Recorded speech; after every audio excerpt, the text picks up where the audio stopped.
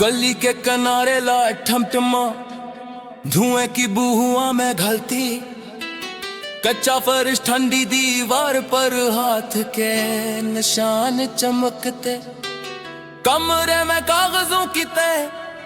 कापियों में सुर्खियों का भूचाल, नाम कहाँ खड़ा आवाज कहाँ खानदान के दरवाजे की सीटी का,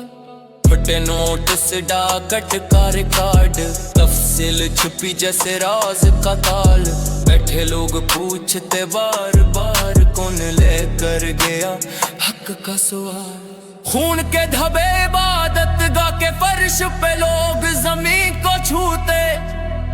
आंसू भी रूह के कसे भी बाजू टूटे, चेहरे सूखता होते, दिलन जैसी खामोशी इब्बा के सरकती शान में शूर है।